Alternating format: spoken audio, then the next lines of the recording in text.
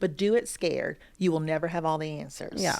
You will never have 100% confidence in your choice. You will never have a sure go at success, right? The only difference between success and regret is action. Yeah. Hi everyone, welcome back to the Empowered Women's Podcast. Today we have a wonderful guest lined up for you. She has had a remarkable career journey spanning almost 2 decades, where she's worked for some renowned brands like CNN, Bleacher Report, NBA Digital, and Sports Illustrated. She's currently VP of Software Engineering, leading the CNN's platform group, where she's responsible for developing the content publishing platforms for CNN storytelling, as well as the video-centric software stack, which is utilized across multiple WBD brands. When she is not being a corporate powerhouse, I hear she's into fast cars and interior design. More about that later. She is also such a fun and energetic and lovely person. I've had the opportunity of working with her a couple of times. So I'm really glad she's here. So welcome, Erica. We're really excited to have you. Thank you. Great to be here. So Erica, you have had and you continue to have such a really incredible career. You're a technologist, you're a leader, and like many of our listeners and viewers, you are navigating such a dynamic and ever-changing space, both in terms of the consumer space that you're working in, but also in terms of your career. And so I would love for our guests to kind of get a snippet of, some of your gems as to how you're navigating this space. I, have the benefit of seeing the way you navigate it, and you do so gracefully. So I would love for you to kind of walk us through your experiences. And so I want to start with you telling us in the simplest terms what it is you do. What does your job title actually mean? Yeah, so I am a vice president of software engineering. Fancy title to say that I lead a group of talented software engineers who literally build and maintain huge technology stacks. So I have 2 groups. One is with CNN. And so everything you see published on CNN.com, CNN app, right? There's breaking news alerts probably going out right now. When you click on those or come to our website or apps and you're reading an article or you're watching a video, behind the scenes, there are huge tech stacks, services, workflows, you name it, that are powering all of what you see as a consumer. And so my group manages a content publishing platform called Stellar, which is based on an open source CMS product called Clay. And basically our full newsroom crew, editorial teams are publishing in that tool all day to get everything out on the digital experiences. So we're thinking about like when a story breaks, breaking news, which we have a lot of in these times, how can we enhance the tooling to make their jobs easier so they can get a full story out in a faster time? Also, we do site performance, so making sure web pages load fast. We do design system work to make sure all the elements of the UI, the user interface, look consistent to the CNN brand. And then the other side of my world is platform services. I actually brought that group with me when I moved to CNN in July of last year. And they manage a core video stack for multiple brands. Okay. So when you hit play on a video player, it's magic to you. You're watching video. Behind the scenes, there are hundreds, maybe thousands of people involved with how we get that video to play on your device. So the videos have to be transcoded, which means they're converted to a format that can go across networks for your phone or computer, or, if you're watching on like connected TV like Roku or Apple TV. But all the magic and workflows for watching a video for multiple brands is what that group owns. So perfect example, March Madness. The tournament's about to kick off in a couple of weeks. So we will be running live video for every March Madness tournament game. Wow. And sometimes there's days where there's multiple games going. So that video stack, along with other internal video pipelines in the company, is what they're managing and overseeing. Wow. Yeah. That is exciting. Yes. And, a little nerve-wracking. Yes. You have news, which, like you said, is, right now is very topical. It is. Sports, live sports, March Madness, like fan favorite, lots of pressure, live. I would love to know, what are some of the problems that you're solving? We're thought of as a content company. And so Yep. I think sometimes, we're not necessarily thought of as a technology company because you and your team and others make it seem so seamless. But I would love for you to tell some of our audience what it is. What are some of the technical challenges that you're solving? So the one key thing is scale, Okay. right? CNN can have millions of users coming to our digital experiences from one breaking news story. So we have to make sure our tech stack, all services, that full ecosystem works at scale, Yeah. right? And to get really technical, there's like CDNs and service levels, but we have to be ready for traffic at any given moment. Okay. Same thing for video as well. So March Madness, we may have millions of users attempting to watch a single tournament game at one time. So not just building things to functionally work from a technical standpoint, but how do you make sure in production they can handle unexpected scale in real time? So that's one huge challenge. I think another huge challenge is in the media industry, there's tons of news sources. There's tons of video to watch. Each of us probably has 5+ streaming services, right? Matt's hopefully being our primary one that we use. Yes. But how do we move the needle with our evolution of tech? Right? So there's, of course, yes, there's cooler ways to read an article, better layouts, easier ways to read it. But now we're talking about how can we use AI and other emerging technologies to present maybe a little bit of a more innovative experience for readers and users. Same thing for video, right? So video quality and watching video is normal in terms of people, spinning up Netflix and starting to binge watch a series or watch a movie. So now what do we bring on top of that at the video space to stand out unique as WBD? So it's the feature evolution beyond what industry norms are. That's the other challenge. How do you solve for that? How are you, obviously there are lots of emerging technologies coming out, lots of trends. How are you and your team kind of determining what you want to explore, what you think is a trend versus what you think is a true evolution for your team? Yeah, so on the CNN side, we heavily rely on our product teams and POCs. Okay. So they come up with innovative ideas. We work with them to do that. And we suggest ideas too from a tech standpoint, and we test them. Okay.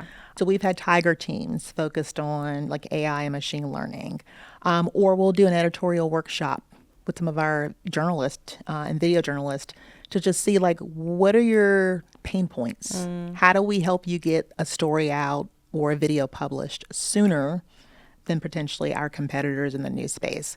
So for us, it's about experimentation, right? And prototyping and playing, if you will, a little bit, and then deciding what we take to production, what we productionize is what we call it. So actually build it out and then release it to millions of users. That world is very open now in the media space because there's so many things you could do. AI could be a simple thing as just summarizing an article, all the way to deducting factoids and histories of topics and themes tied to that article from a vast language model. So we're being challenged to think differently about what we can bring to the table, right, that can both improve what consumers read and watch, but then also from a tech standpoint, how can we be more efficient with what our ecosystems offer? And how closely are you working with the content teams? How close are you to the content? You mentioned obviously working with the editors to figure out how you can help them have an easier time at their job, be more efficient. What does that relationship look like? So right now we have a huge group called Editorial Support in CNN. And then on the video side, we have a group called Platform Operations that connects directly to our brands and some of their editorial teams. So we sit with them, learn how they use the system, learn of any incidents or problems that they're experiencing, and then turn those into feature requests or feature enhancements. I have a personal goal to actually go and sit with these teams in their different locations, right, for the CNN side. And we did some of that in the elections period virtually, but I want to do it in person. I want to see what the life of an editor is on maybe an 8-hour news cycle. But we have plenty of people who, work closely with editorial and who represent them and advocate for what they need. But we're very close to at least the content workflows and how they work, so we can also give them back ideas on how to, innovate and make their work more efficient. And then the video side, we're even closer, I think. So the people who are literally mashing buttons to take a live stream live, we work with them like nearly every day. Oh, wow. Because they rely on our tooling Yeah. for that live stream to go live. So if there's breaking news at, say, 1:47 p.m. right now, they need to go live at 1:48 p.m., right? And if the tools don't allow them to do that in a quick, efficient manner, we have to work with them to continue to evolve what we offer. And so what are you looking for in your engineers? Obviously, there are some technical elements that you're looking for. Yeah. What I'm kind of hearing is, in addition to that, there is a curiosity, there is a collaboration, there is what are some of the things you're looking for, and is coming from a media background a prerequisite for you? So for engineers, we have full stack engineers. Some are back end focused, some are front end focused, and some do both. Particularly on my teams, we're looking more for back end engineers. So you're building APIs, services that are part of larger workflows, right? So for example, if you look at a content management system or platform, it's holding stories and videos and photos, all these media assets, but they have to make it out to all these different systems with all this different metadata and taxonomy. So it's really about engineers who know how to program in backend languages. You can name it Python, Rust, Go. There's so many of them. And then understanding the ecosystem of content workflows and how that works. Media experience is not required. I'll tell you why. I've been at this company for 18 cumulative years. And I still learn about media every day. Media is something that you grow in your learning path, but you never finish. It's a marathon. Right. Yeah, it's a marathon. And so we welcome both people who've worked in media. Obviously, they have more familiarity with what we do day to day and what our end users, right, what the end result is. But we also welcome people who have no media experience. I have an open mind. I'm a traditional, technologist in terms of having a computer science degree from Georgia Tech and working in the career to build up to where I am today. But we are so welcoming of what I call non-traditional paths, because those skill sets of other disciplines can be still valuable in software engineering and media. And what are you looking for from a mindset perspective? So you have, your pick of candidates from the best kind of CS universities, boot camps, etc. They have worked for a range of brands.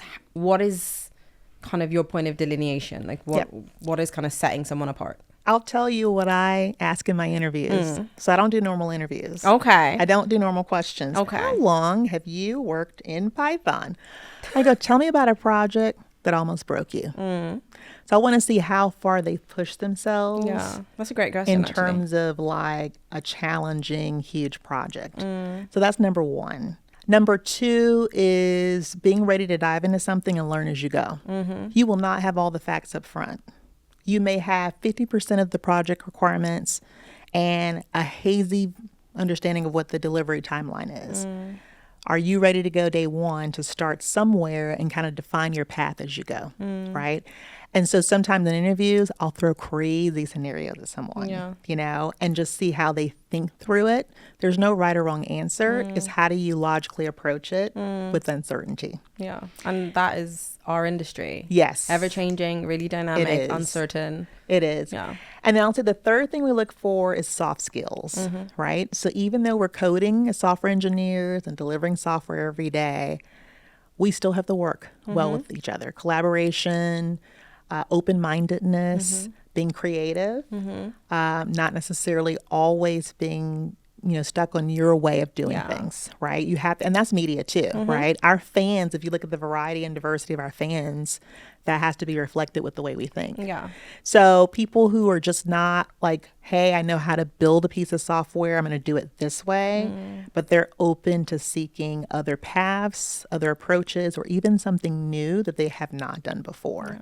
That open-mindedness, that creativity is key, and then collaboration. You may collaborate with someone who may not understand the tech you're building, but they're the project manager or program manager, and they're responsible for ensuring it's delivered on time. That's so critical, though. I think that is something that is in an environment like this where you're working with, I think we have over 200 brands underneath our umbrella. We're working across so many geographies, so many different microcultures within the culture. And so, understanding how to work in that environment and how to deal with non-technical folks like myself. Yes.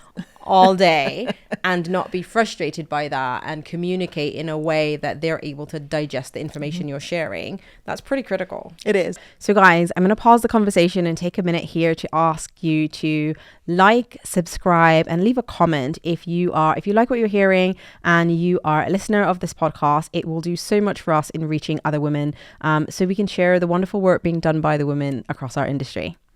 I would love to know, obviously you've worked for brands, some really exciting brands, sports, news. What was your path to, not just to, those organizations, but what was your path to this career? So I'll share my career journey. Yeah. And some shining moments. Okay. So went to Georgia Tech, computer science degree in Atlanta. I'm an Atlanta native from a suburb called Decatur. And I was like, I'm a nerd. As am I. Different kind of nerd, but I'm also a nerd. But we're all technical. Yeah. I told you that. So I was like, I want to go to the best of the best schools, but not go far from home. So I ended up at Georgia Tech. Georgia Tech was an amazing experience. It will push you to prove yourself. Okay. And that pretty much is really like top-notch engineering or computer science program. There's going to be moments where you're like, is this the right thing for me? Yeah. Because it's tough. In the 6th grade, I had my first programming class. I was in a magnet program. They gave us a book on BASIC. That's an old school computer language. Easy to understand. You probably could understand it if you saw it. But I built a traffic light that blinked in a timed interval. And I was like, oh my God, I made this. And it's doing what I told it to do. And it's got this math and logic piece to it. So that's how I fell in love with taking the computer science path. Fast forward, I graduated from Georgia Tech, went to IBM. I actually co-opted, intern there during college. So I worked there as a Java developer on a small team. We built an internal tool for business forecasting. So we would look at all the sales opportunities available, no revenue, what the cost of those projects were, and then sales managers would use that tool to figure out like what these opportunities could be for IBM. Loved IBM, but Turner Broadcasting came calling in 2006. And I was like, Turner Broadcasting, Ted Turner, Atlanta, really? And that was like, okay, what is media about? I know Turner Broadcasting from TBS, the TV channel. Ted Turner owned the Braves or had ownership stakes in the Braves and, was just an Atlanta superstar and still is. So I said, well, I'm going to Turner Broadcasting. So started there as a web developer and went into full stack development for Sports Illustrated. Very, very fancy. Yes. You must have been like the envy of all your friends. It was really cool. I'll tell you when I knew it was cool. I did a project. They used to have a section called Extra Mustard. They still have. It's like a pop culture section. And I did the redesign. So I did a whole new layout for that session by that section of the website by myself. And my boss at the time brings over the Sports Illustrated magazine. They have a whole full screenshot of Extra Mustard. And I was like, I did that. Okay, this is how media works. Yes. Honestly. And that instant gratification is why I've been here so long. Yeah. Seriously. I'm always so fascinated by the stories of what brings people here. And then, I know what keeps us here, but I'm always really fascinated because it is this kind of emotive response to, some version of the content. For you, it was Ted Turner and, CBS. For me, it was Discovery Channel. And so growing up, like watching that and, it's a pinch myself moment.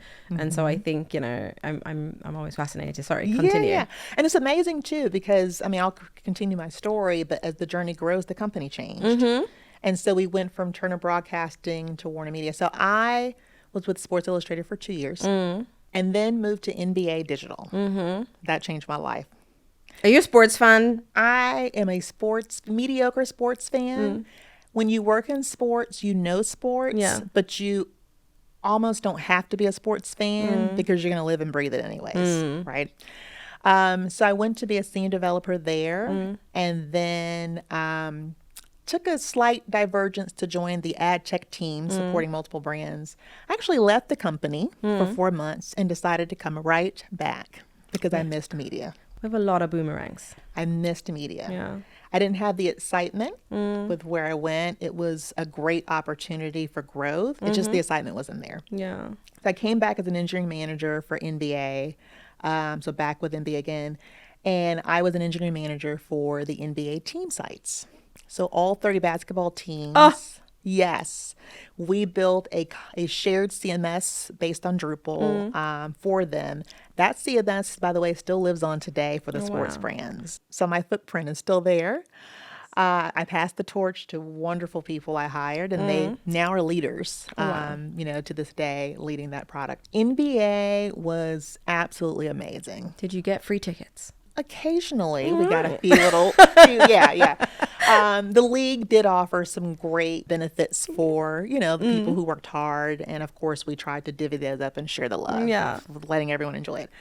The cool thing, though, about live sports, I'm trying to find one word. It's static. It's unpredictable, but it's exciting. Yeah. I would come in the office at 8:30, 9 o'clock every day and not know what the day would hold, because either the league, the NBA, would say, we're doing something new, let's talk about it.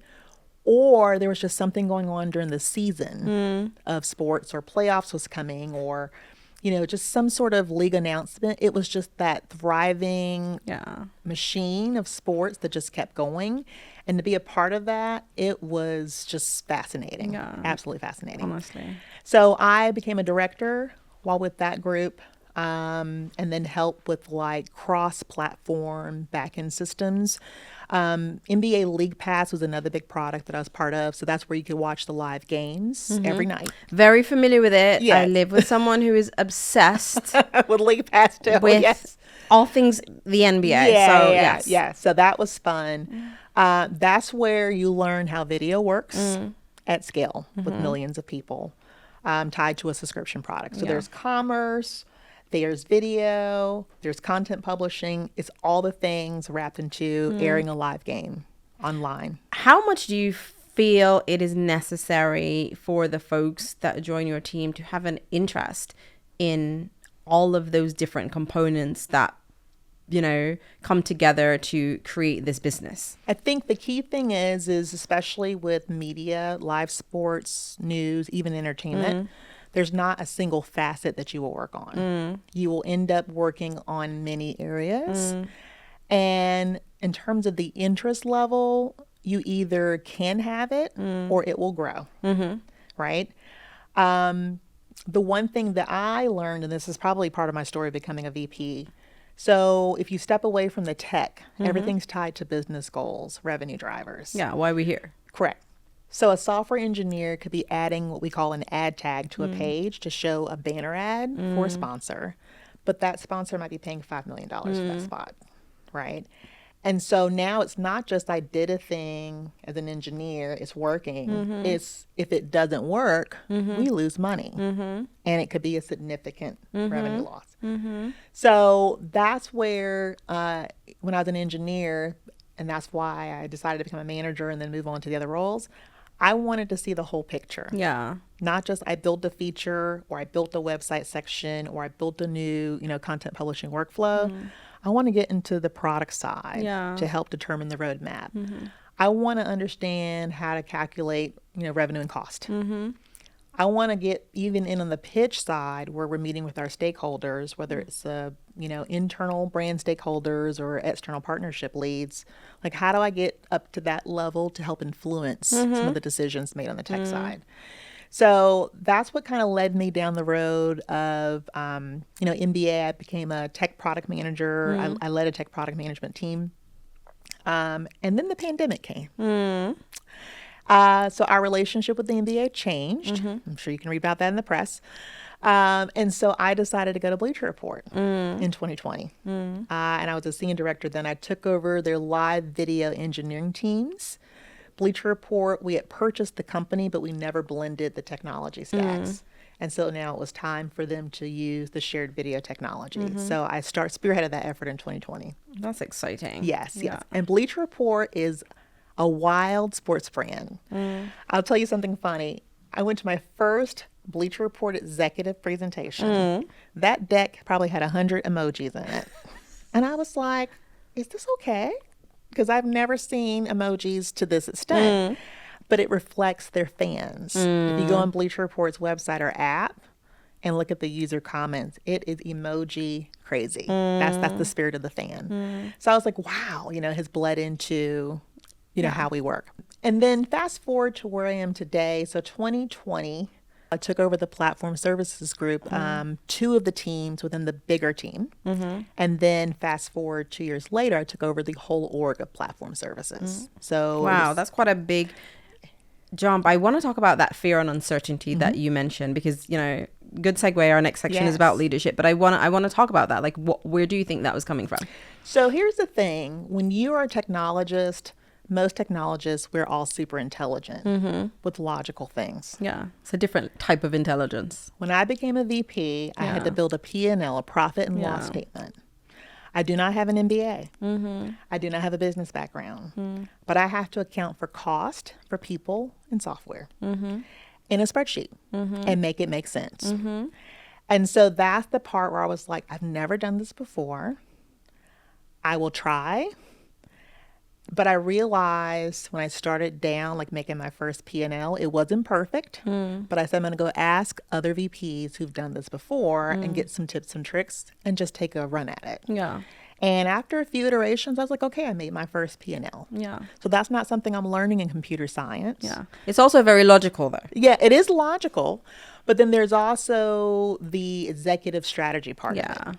Because the question then that comes next is, okay, Why? you've done a P&L for this year. What is your 2-year forecast? And I'm like, I've never done a 2-year forecast for people in software. I've signed contracts for individual service providers.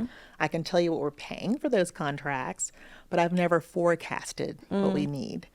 And so that's something I had to work at and perfect as well. And so those are the new parts of being, quote unquote, if you call it an executive leader, that I was like, I haven't been taught this, and I don't intrinsically know how to do this based on my background.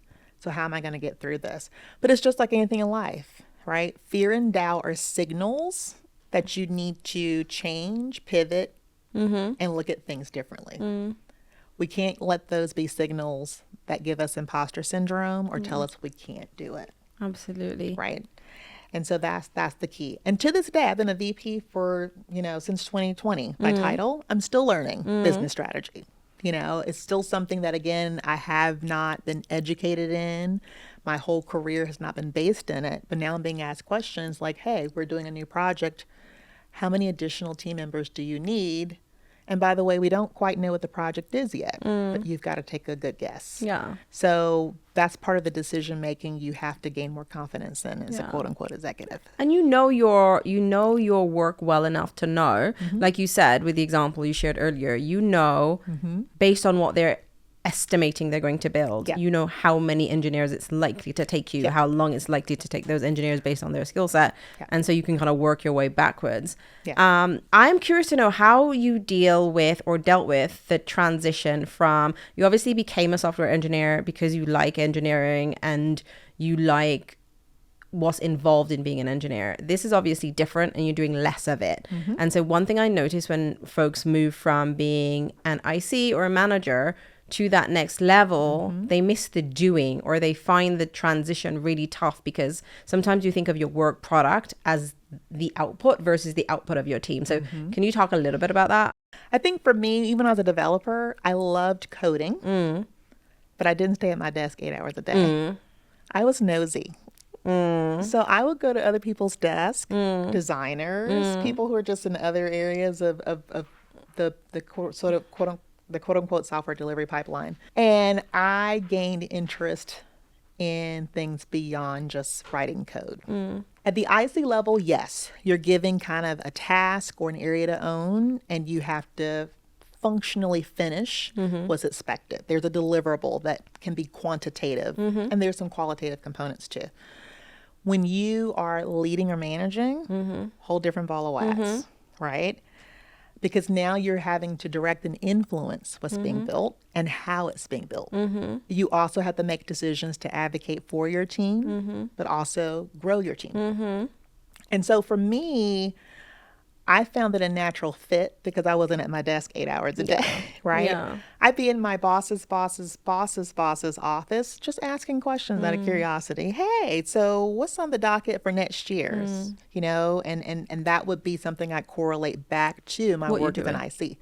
So I think that interest is what drove me beyond just being, a software code engineer developer. But I'm still involved in the logic. The logic. So the logic is what I originally started with and fell in Yeah. love with. Yeah. And that the logic is still, I still have to logically think through architecture stacks, different decisions we're making.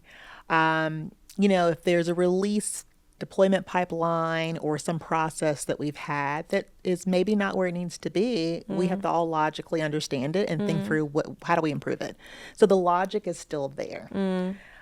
Even with video playback, if you press play on a video player and it doesn't work, you have to start thinking through this whole complex stack logically of what's going on. Yeah. So the logic is still there. That's what I still love. Yeah.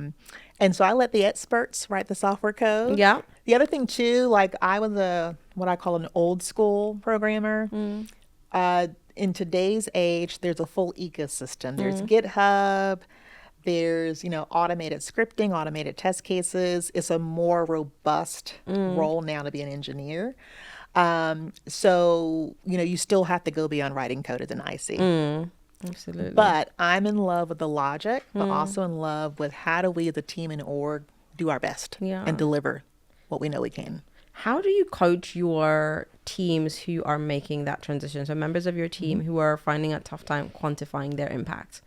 How do you kind of help them get to, it's very clear when you're writing code, you're making that distinction. You're now across a team that's writing code. How do you kind of help them get there psychologically on how they're quantifying the work they're doing? So there's two paths. There's some engineers who are already there. They're speaking up in meetings. They're recommending better ways for the team to do X, Y, Z. It's a natural growth path for them. So now it's just giving them the title and the ownership to manage a team. For others, there are a lot of engineers who love coding. They know they want to be a people leader, but they're like, wait a minute, I'm going to be responsible for a team of people. What does that mean? And I tell them what it means. And here's what I say. I'll tell you my job. I said, and it's funny, they laugh at me. 20% of my job is probably being a priest and counselor. You have to come into the confession booth and talk about what's wrong, what's right. I'm going to listen and we're going to hear out like what we can do. And we got to think on the fly what we can do. And even though it's not a religion per se, there's a framework of how we work together. There are, WBD's guiding principles. There are roadmaps that we've committed to. And we have to figure out like what's a better way to work through this. You also have to be a counselor if you're a people leader of any type. Someone's going to come to you and say, hey, I can't finish X, Y, Z, or I'm stuck, or I don't understand what to do in this scenario. Can you help me? And you have to take a step back, look at their feedback, look at the scenario, and try to move it forward. And that may be a technology scenario. It may be a people scenario. So part of it, I always joke with people who say they want to be a people leader. I said, are you ready to be a priest and counselor? Because that will be a huge part of your job. It is. Empathy, guidance, and like literally helping them advocate either for what they know they can do or helping them think through different directions. And it can vary from the smallest thing of two people not collaborating well in a team all the way to, our org, our mission isn't clear. We're working on a lot of things, but we may not know what the true priorities are. And so I encourage people like think in priest counselor mode, The other thing I'd say too is when you become a manager or leader, you're now a titled authority. People are going to ask you questions that you may have no idea what to do. They may say, Erica, we have $2 million extra in the budget for technology. How do you want to spend it? And I'm like, $2 million? How do I want to spend it? I don't know. But it is your job as a titled authority to think through what that can mean, what the benefits are, and come up with options, right? That is your place now. I actually invite some of my managers and leaders into Erica only meetings, like finance meetings, because I want them to see this stuff. I want them to see, like, hey, your team is running hot on cost. I don't even want to tell you. I want you to see it as it's presented. So that's the key thing is there's people I think who are natural leaders who move into that. And then there's people who need to understand and build confidence of what that looks like before they decide to become a leader. Yeah. And to your point about bringing them in the room, I think that's such a real way of doing it. So you understand, you know, what happens at the next stage. Exactly. And also being close to the business. I think understanding kind of where you fit into the bigger picture. So that $2 million question, if you're close to the business, you know where the business is going. Right. So you have a clear idea, actually, this, you know, piece of technology is going to help us get there faster. Yeah. And the beauty of it too is they're trusting you to make the right decision. Even if you make the wrong decision, they're trusting that you make the right decision, right? And so that's where we talk about like imposter syndrome. So a lot of people that I've mentored or coach, they're like, I can't do it. It feels wrong. I don't feel I'm adequate enough. And I said, I've had that feeling so many times. Let's take that $2 million scenario. At the end of the day, the best you can do is break down options, think through them, and come up with a recommendation. And that's working through it, right? If you let go of that fear of I've never done this before or I'm not sure where to start, but just say, this is a scenario. What are the options that I could do here? And then work through them. And then collaboratively get feedback on them, run them, you know, if you want to run them through peer leaders, your boss, et cetera, and then land in a good spot, right, with that decision in your kind of authority level. That's the key thing. I have people who literally, and this is back to priest and counselor mode, they literally have confessed to me and they won't tell anybody else, you know, I have imposter syndrome. I'm scared to do something. And I say, first, it's great that you acknowledge that. Because awareness is number one. Two, how can we work through this together to reach a finishing point that will give you more comfort? That's priest and counselor mode though. And everyone has it, you know. Everyone has some level of uncertainty. And you know, everyone is new at something. No one starts anything being an expert, and I think it's just a shift in your mindset. And then having the leadership to make you feel as though they can get you there. So you don't, sometimes I think imposter syndrome is less about the individual and more about the environment. And so making sure that, you know, the leaders are creating the environment for you to feel comfortable. So one of the things I want to talk about is making that transition practically. For example, you might be really good at something, and when you become a leader initially, it might be easier for you to do the thing. You do it faster, you do it better, you know, you have a more efficient way of doing it. But really you're not in that position to continue doing the thing you were doing. And so sometimes mentally it's difficult to make that transition from what got you to this point to what's going to get you to the next point. And I would love to know, how do you coach your teams through that feeling of moving away from what feels faster, more efficient, safer actually, and more comfortable, to actually knowing that, okay, you might allow the folks in your team to do it, and they might not do it as well as you do it right now, but how do you become how do you 10x your productivity by leaning out of like being the doer? So number one, and I actually have done this for some people recently, your job title has changed. I need you to pronounce that title and understand what every word means. So let me give you an example. If you were a senior software engineer, that means you were writing code, developing services, APIs, user interfaces, you know, and you were at a senior level coaching the team. You're mentoring, you're guiding, you're shaping what technology, architecture, solutions are decided on. But now you're an engineering manager. So you're engineering, still tied, but you're managing. And I will ask someone, what does managing mean? Is it you sometimes doing your old job? Or is it you overseeing the team, right, to lead them as their manager? And so I've had cases, even when I was a manager, I was like, oh, I can go in there and write this code faster. But guess what? That leaves me stuck in my old world. Then if something goes wrong, I got to still go write more code to fix it. It doesn't untie me from being an IC. It is a mindset shift. but you have to embrace your new title, your new place, and understand what that means. And now you're championing for the team. So instead of you saying, I could do that better, pause. I need to figure out who or where in the team we can change or champion doing better. And also, you want the team to have an ownership play in it, right? Not just you decided to jump in and do your thing. Yeah. So it is a shift. It's tough sometimes in the engineering world because, again, writing code, you have a direct feedback of my code is done, it's working, test it, and it's live in production. Check. I feel good about it. Manager is more abstract. We delivered a project, this is what we deployed. These are some of the decisions and approaches we made. But I didn't feel like I had my hands right in the pot. Yeah. But your job was to do exactly that. Deliver it on time, support the engineers through that experience, and then figure out the next project, what are the lessons learned and how do you get better. Yeah. And I think sometimes folks forget about the engagement side of things. Your job is to get the job done, but your Yes. job is also to retain your staff. Your Correct. job is to, have them feel as though they have creative autonomy to do great work. Correct. And so they want to stay here. They want to do more. I think sometimes there is a difficulty in, feeling celebrated in the way you're used to being celebrated. Yeah. You do a great job. You're an engineer. You're celebrated for your code. You don't necessarily, to your point, get that feedback loop. And so like making that mental transition that if your team does a great job, by extension, it means you did a great job. Yes, yes. And sometimes like delegation is going to be key here. Yeah. I've challenged people like, I see your hand still on the wheel.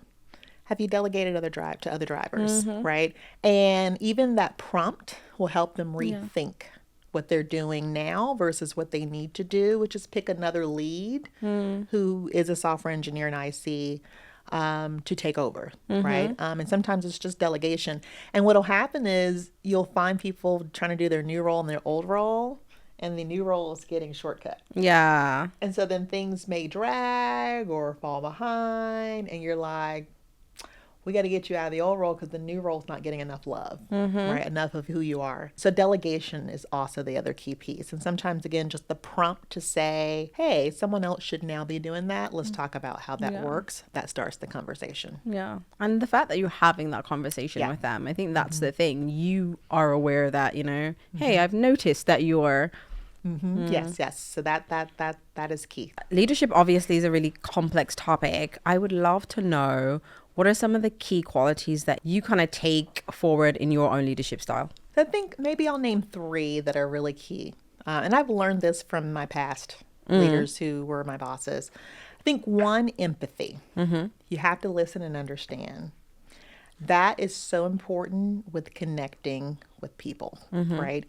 And so that means if we have project work and we need to understand the ins and outs of different decisions being made or, blockers or reasons why we can't commit to what we've promised, it's literally listening and breaking down like where we are with that, right?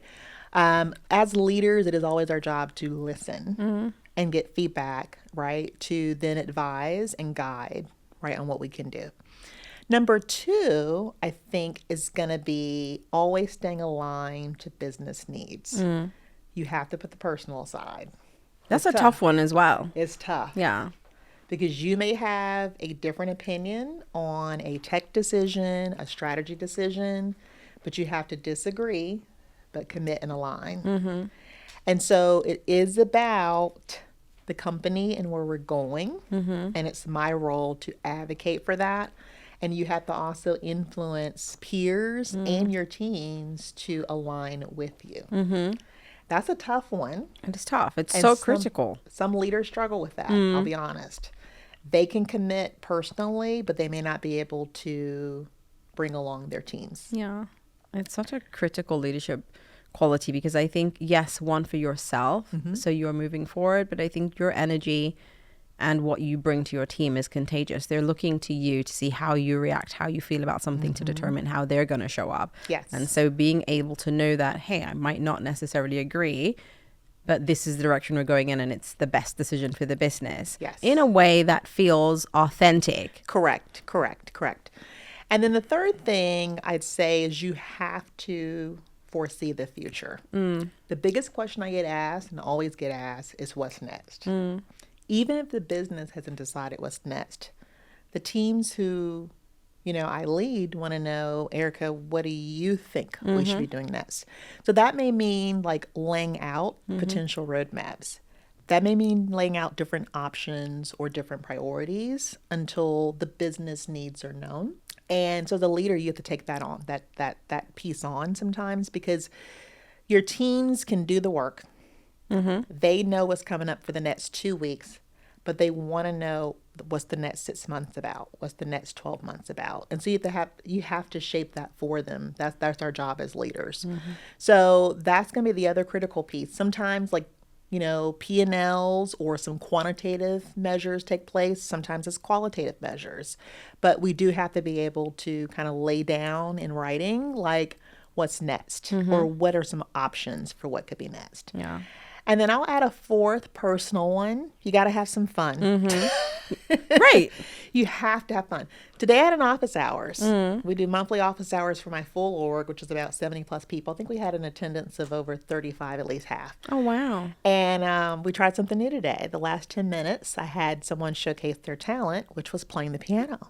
He played two Chopin pieces. Oh, wow. It was amazing. So you got to imbue some fun and joy and everything. It can't be all work, no play. And that can be done in small, impactful ways that really show people that you care, the leader. Yeah, and it's important. It actually makes you more productive. Yeah. Yeah, it makes you more It creative, does. more productive. So absolutely. So I'm hearing fun, vision, Yes. empathy, and business acumen. Yeah. So brilliant. I would love to know, obviously you are currently in such a great role. You've been doing this for a while. How do you continue to grow yourself? What do you have your eye on moving forward? That's something I'm working to define right now. If you ask me, where does Erica want to be in 3 years? I have some ideas, but I haven't locked in my core one or two options or one or two choices. I do think I want to be in a role to help better shape what's to come for our business, right? And what I mean by that is I have so much experience with sports and news. How can I bring that to a table where I'm even further up that chain, where I'm helping to set strategy for the year at a very higher business level? I think as a technology leader, you can shape that too, because you're thinking about feasibility and, your project experience leads you to say this is doable in the year or not. So that's where I want to go. I also want to push myself further, as I mentioned before, on that business side, right? So I'm at the VP level, understanding the business and executive needs there. I had a great mentor last year, JB Perrette, and he and I talked about this. Because I was like, JB, tell me what kind of decisions you make every day, because I know they are probably vastly and broadly different than what I know day to day as a VP. I asked that question of other people too as well. So gaining more exposure to what the next levels look like, and then understanding how I can bring value if I go to those next levels. That is so that's critical. what I'm exploring right now. Yeah. That's so critical in getting you to the next level, but then also getting visibility. I think there's a big part of getting to that next level is access, is visibility. Yeah. And, one of the best ways of doing that is adding value. And so, I'm very excited to kind of see where you go from here. Yes. I'm going to pivot to some of our traditional questions. We like to ask, what is one piece of advice that you have received in your career that served you well? So it's funny. I went to CES, the Consumer Electronics Show, in January. It's every year in Vegas. I've never been before. For those who don't know, CES is where all the tech gurus and tech people and business folks too go to see all new technologies. Everything from AI software to cars to dishwashers is there. So I went this year and I went to a small leadership talk. And one of the speakers on that panel, he was a man on a woman's panel, but he said a phrase that I will never forget. He said, "Do it scared." And that just rung a huge bell with me, because that's, again, going back to imposter syndrome, fear, uncertainty. Do it scared. The one thing I am is a risk taker. This goes back to the fast cars thing. I will take a risk. So how do I translate that and allow that to continue to help me with my personal growth and career growth, right? But do it scared. You will never have all the answers. Yeah. You will never have 100% confidence in your choice. You will never have a sure go at success, right? The only difference between success and regret is action, Yeah, right? absolutely. And so sometimes you'll take a risk and it'll be a win. Sometimes you'll take a risk, it'll be a loss. Even if it's a loss, it's still a win. Yeah, it's a Because you lesson. learn from it. Yeah. You learn from it. And so that do it scared phrase, like just go for it. And sometimes in my career, I've just done, I said, I don't even understand how we're going to do this project, but we just got to go for it. We just got to go for it. Let's just start today. Today is day one. Let's do day one. And then we'll get to day two. Yeah. And before you know it, you're at day 30 and you're like, wow, we're doing it now. Yeah. Regardless of the fear we started with. And that's really a life lesson I've learned, right?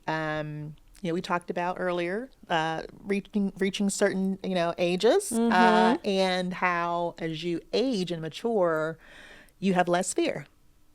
You know yourself. And so it's really, really back to that. But that phrase, do it scared, I'll have to give you who said it so I can properly cite it.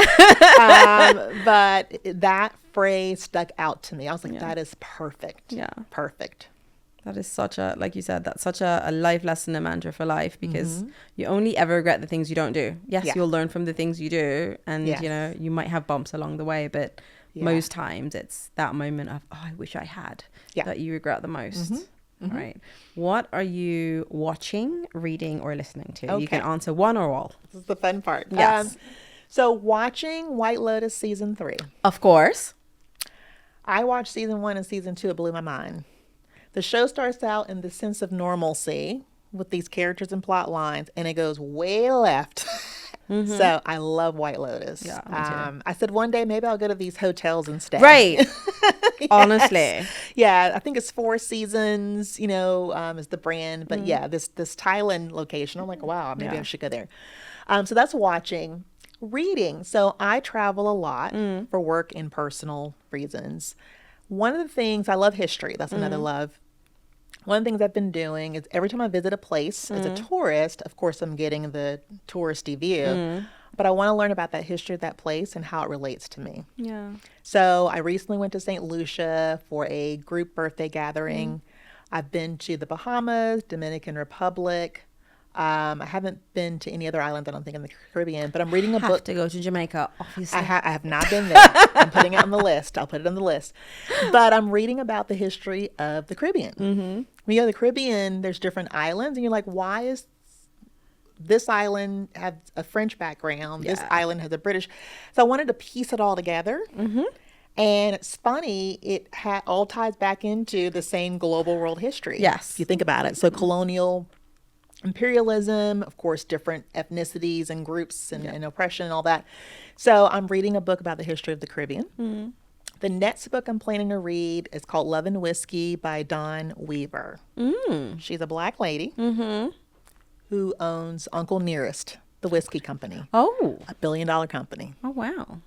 And she talks about how she chose to go down that journey. I haven't started the book, but I know a little bit of her story. And how she bought the land, where the whiskey was originally made, and kind of got ingrained in the history of that brand, back to the Jack Daniel's tie. And now she is the fastest growing, I believe, whiskey company in the U.S. and Black owned. I have to check that out. Black woman owned. Yeah, Love and Whiskey. So I do want to learn her story. So, and then listening, I'll end there. Michael Jackson Thriller. Oh. Yes. An oldie but a goodie. Yes. Michael Jackson is one of those musicians that if you listen to his music, take a break and come back, you cannot believe what you're hearing. I listened to Thriller, Lady of My Life, all of the songs in Thriller, and I'm like, this man was a musical genius and an entertainer. And I was like, oh, wow. I listened to it. It's like the first time I'm listening to it again. Yeah. So I'm going through literally the whole Thriller album again. All right. And if the audience wanted to find you, where can they find you? Find me on LinkedIn. So Erica Banks, just look for VP of Software Engineering CNN. I'm usually like in the top 3 results. There are tons of Erica Bankses in the world. I did not know that, but I get all their emails because I was the first to register ericabanks@gmail.com. So you can also email me, ericabanks@gmail.com. Yes. Erica, it's been wonderful. Thank you so much for joining us. I've enjoyed our you. conversation. I'm sure the audience has as well. Yeah. We got to do a podcast where I interview you. Yeah, I'm down. I am down. Awesome. Thank you. I appreciate it. This was great. So guys, thank you so much for taking the time to watch or listen, however you're consuming the episode. Do tell us in the comments what you liked and what you'd like to hear more of. And if you are interested in a role at WBD, do check out our career site at wbd.com.